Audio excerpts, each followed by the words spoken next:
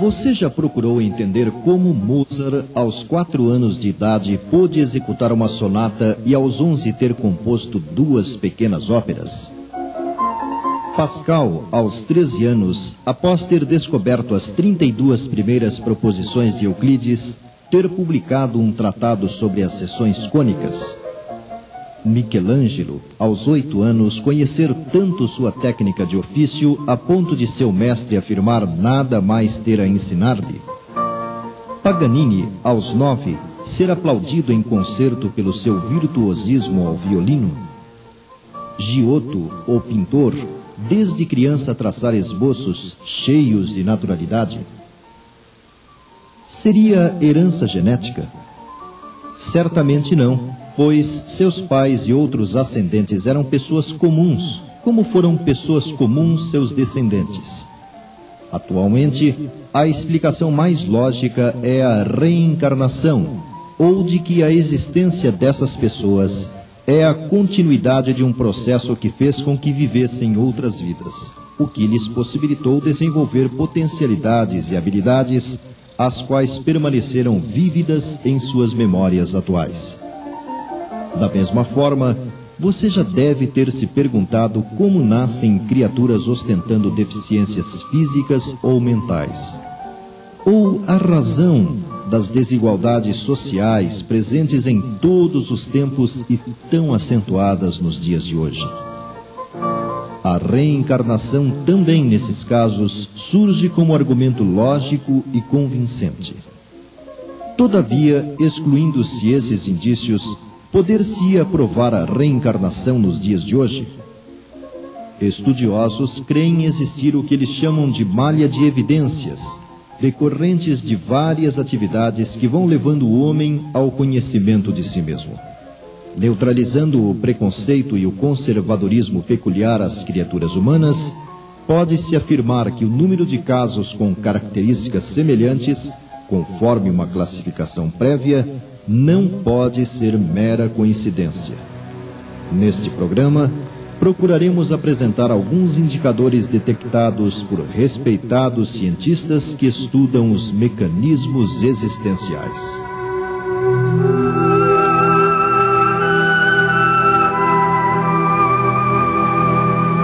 Apesar do pouco espaço dado pelos meios de comunicação de massa ao fato, inúmeros são os casos de crianças em diferentes regiões do globo terrestre que, em determinado momento de sua infância, reassumem a personalidade e sua existência anterior, lembrando de ocorrências, pessoas, datas, identificando locais, entre outros elementos. Em nosso século, uma das mais importantes contribuições aos estudos da reencarnação foi dada por Hemendra Banerjee, professor da Universidade de Rajasthan e diretor do Instituto Indiano de Parapsicologia de Jaipur, Índia. Durante mais de 30 anos, até sua morte em maio de 1985, Banerjee pesquisou 1.100 casos ocorridos no mundo inteiro. Dentre eles, destacamos o do menino Ismail Altinglish, ocorrido na Turquia, mais precisamente na cidade de Adona. Ismail, já aos 4 anos, passou a afirmar que era a reencarnação de Abeit Suzumus, que morrera com a idade de 50 anos. Quando levado à casa que teria sido dele na vida anterior, reconheceu todas as pessoas e objetos que foram familiares a Abeit. Reconheceu também Hikamat Suzumus, que teria sido filha dele mesmo na vida anterior. O fato ocorreu numa família de muçulmanos, os quais, como se sabe, não creem na reencarnação. Interessante também é o caso de Gnana, menina indiana que com 3 anos de idade afirmava ter sido o menino Tilekratne. Levada à sua suposta casa anterior, ficou contente ao reconhecer a irmã, manifestou aversão ao irmão com quem brigara pouco antes de morrer, além de identificar outras pessoas e revelar lembranças que impressionaram os que com ela tiveram contato, os quais afastaram a hipótese de fraude. Outro criterioso trabalho desenvolvido por um homem da ciência se deve ao Dr. Ian Stevenson, pesquisador e professor da Universidade de Virgínia, no Departamento de Parapsicologia, o qual publicou em meados da década de 60 uma obra substancial, intitulada 20 casos sugestivos de reencarnação. Nela, o respeitado estudioso reúne 2 dezenas dentre as centenas de casos investigados no mundo inteiro. Dentre eles, resumidamente, podemos citar um ocorrido no Brasil, na família do grande tradutor e esoterista Francisco Valdomiro Lorenz. Começa 2 dias antes do falecimento de Maria Januária de Oliveira, aos 22 anos, vítima de tuberculose na laringe, fato ocorrido em outubro de 1917. Morava a 12 milhas de Dom Feliciano, onde, na época, residiam os Lorenz. E, ligada à família, disse à esposa deste: "Vou morrer, mas prepare-se para me receber como sua filha daqui a 10 meses. Efetivamente, a 10 de agosto de 1918 nascia Martha Lorenz, que até aos 8 anos de idade revelou várias lembranças de sua existência anterior. Atualmente, 25 anos após, Stevenson possui mais de 2.000 casos recolhidos e pesquisados no mundo inteiro. No Brasil, o admirável pesquisador Dr. Hernani Guimarães Andrade, diretor do IBPP, Instituto Brasileiro de Pesquisas Psicobiofísicas, após expor o resultado do seu trabalho em monografias, acabou enfeixando-as numa interessante obra cujo título é A Reencarnação no Brasil.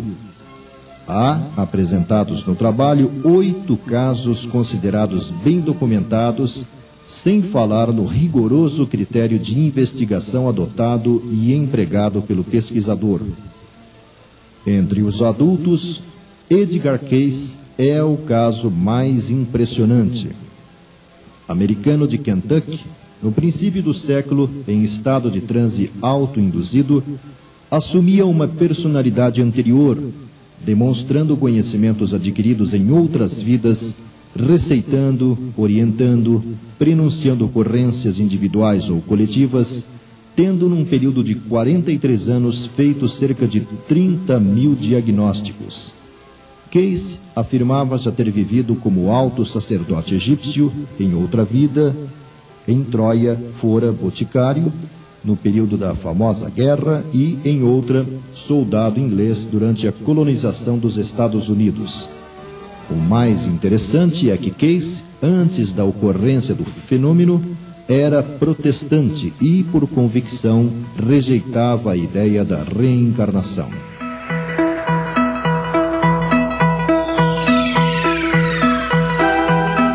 O médico Franz Mesmer teve, na primeira metade do século passado, suas experiências sobre o magnetismo animal retomadas por outros pesquisadores, inclusive no que se refere ao sonambulismo artificial, técnica capaz de levar uma pessoa a um estado alterado de consciência, no qual ocorrem não apenas vários fenômenos psíquicos, mas faz emergir espontaneamente memórias de vidas prévias. Nesse campo, estudos mais consistentes foram relatados pelo Dr. Albert de Rochat, da Escola Politécnica de Paris, em seu livro As Vidas Sucessivas, publicado em Paris em 1911. Outro método que permite a indução do paciente a um retrocesso no tempo é o hipnotismo, muito usado atualmente com fins terapêuticos. Nessa área, a experiência de maior repercussão foi relatada no livro O Caso de Bride Murphy, de autoria de Morey Bernstein, um ativo homem de negócios americano que realizou de 1952 a 1953 regressões com a senhora Virginia Burns. Bernstein revela em sua obra que, após ter levado sua paciente a se lembrar de fatos da infância atual, induziu-a a retroceder até os 6 anos de sua existência anterior. Nela, A personalidade prévia afirmou viver em Cork, na Irlanda, ter nascido em 1798, chamar-se Bride Murphy, além de revelar dados sobre seu tipo físico, nome, ocupações e características de seu pai, mãe e irmão, costumes da época, avançando cronologicamente dos 6 aos 66 anos, idade em que ocorreu sua morte. Relatou lances de sua estada no plano espiritual, suas sensações e emoções, pessoas com as quais se relacionou, até a reencarnação na existência atual. O livro de Bernstein despertou grande interesse e, embora as críticas e antagonismos por parte do clero, cientistas e repórteres, outros hipnotizadores desenvolveram reveladoras experiências em várias partes do mundo, como a com o ator Glenn Ford, que, induzido ao transe hipnótico pelo Dr. Maurice Benjamin, revelou para surpresa própria 2 existências anteriores. Numa teria sido um professor de música chamado Charles Stewart, nascido na Escócia em 1774, e noutra viveu ao tempo de Luís XIV, ou seja, entre 1643 e 1715, como um parisiense chamado Lanvaux. Dados significativos: Glenn Ford não aprendeu nada sobre música em sua atual existência, mas, em transe, era capaz de executar difíceis peças de Beethoven e Mozart, bem como falar francês corretamente quando rememorando a existência de Lanvaux. Ford, em outra vida, teria perecido em duelo, trazendo em seu corpo atual um sinal no mesmo ponto em que fora mortalmente atingido. No estudo da regressão de memória, foram testadas também drogas chamadas hipnóticas, as quais provocam um estado de consciência alterado que perdura por várias horas, permitindo a indução a vidas pregressas. Nesse campo, o também ator Gary Grant se submeteu em 1964, sob supervisão de renomado psiquiatra americano, a 70 sessões de regressão. Atualmente, a regressão é provocada dentro do processo chamado como TVP, ou Terapia de Vidas Passadas, o qual busca encontrar no passado próximo ou remoto a origem de determinados distúrbios ou anomalias físicas ou de comportamento peculiares ao paciente em tratamento.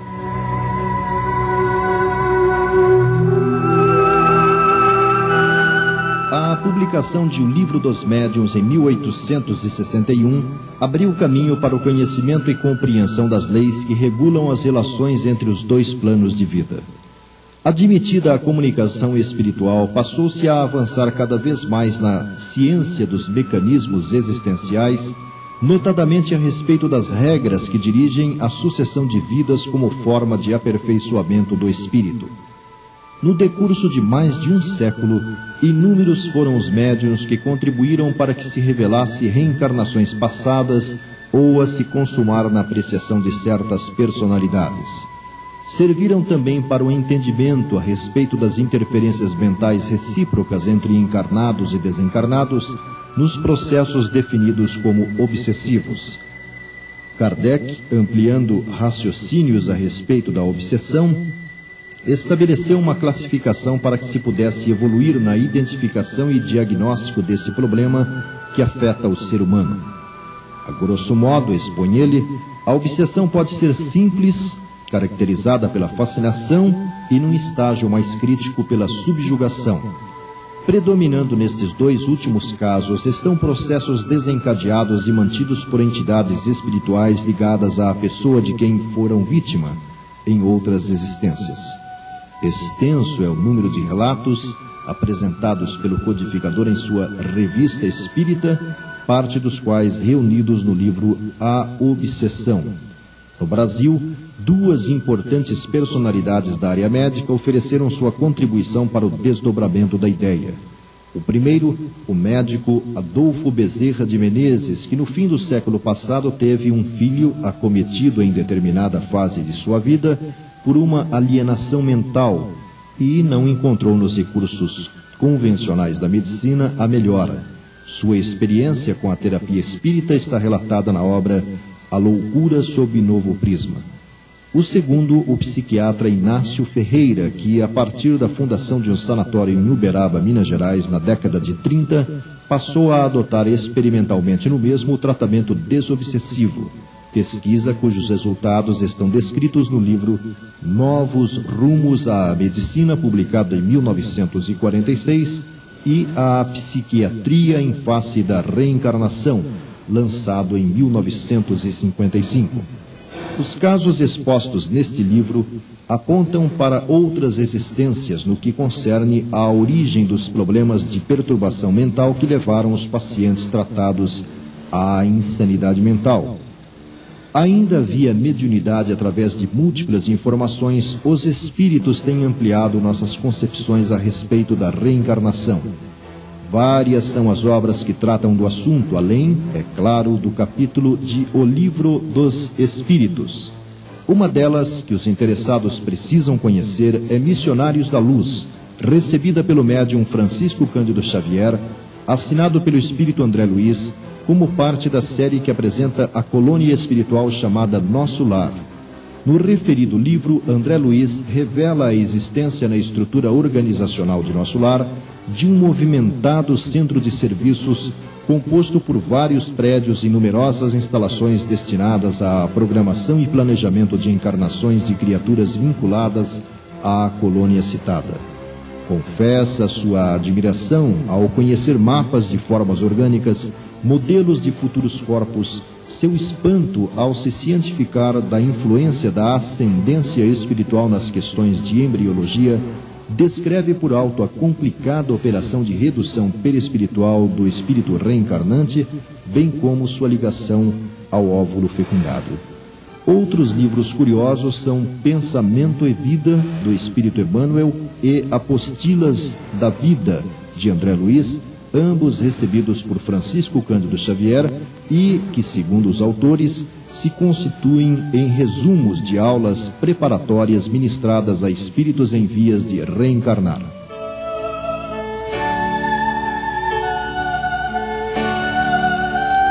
Inegável a contribuição da visão evolucionista do Espiritismo a respeito da reencarnação. Sua lógica dissipa possíveis dúvidas dos que, destituídos de preconceitos, buscam a verdade. Dentre os conceitos emitidos por Allan Kardec, a partir de informações da equipe espiritual que o assessorou na compilação da doutrina espírita, destacam-se 5 pontos. Primeiro, a alma do homem é um espírito encarnado. Segundo, a encarnação é necessária ao desenvolvimento do espírito que, seguindo o caminho do bem, avança mais rapidamente, demorando menos a chegar ao fim. Terceiro, o aperfeiçoamento do espírito é fruto de seu próprio trabalho, não podendo em uma única existência corpórea adquirir todas as qualidades morais e intelectuais que devem conduzi-lo ao objetivo. Ele aí chega por uma sucessão de existências, dando em cada uma delas alguns passos adiante no caminho do progresso. Quarto, em cada existência corpórea, o espírito deve cumprir uma missão proporcional ao seu desenvolvimento. Quanto mais ela for rude e laboriosa, maior seu mérito em cumpri-la. Cada existência é, assim, uma prova que o aproxima do alvo. O número de existências é indeterminado. Depende da vontade do espírito abreviá-lo, trabalhando ativamente em seu aperfeiçoamento moral, assim como depende da vontade do operário que tem de realizar um trabalho, abreviar o número de dias para sua execução. E quinto, quando uma existência foi mal empregada, não valeu ao espírito, tendo de recomeçá-la em condições mais ou menos penosas, em razão de sua negligência e de sua má vontade. Assim é que, na vida, podemos ser obrigados a fazer do dia seguinte o que não fizemos no anterior, ou a refazer o que fizemos mal. O orientador espiritual Emmanuel, através do médium Francisco Cândido Xavier, pondera que cada existência terrestre pode ser comparada à laboriosa viagem. O corpo é a embarcação, o pensamento é a força. Quantas oportunidades de renovação não encontrará a criatura no abençoado período de uma existência? Cada hora que surge pode ser portadora de reajustamento. Deixa-te reviver cada dia na corrente cristalina e incessante do bem. Não ouvides a assertiva do Mestre. Aquele que não nascer de novo não pode ver o reino de Deus. Renasce agora em teus propósitos, deliberações e atitudes, trabalhando para superar os obstáculos que te cercam e alcançando a antecipação da vitória sobre ti mesmo no tempo. E conclui: mais vale auxiliar ainda hoje que ser auxiliado amanhã.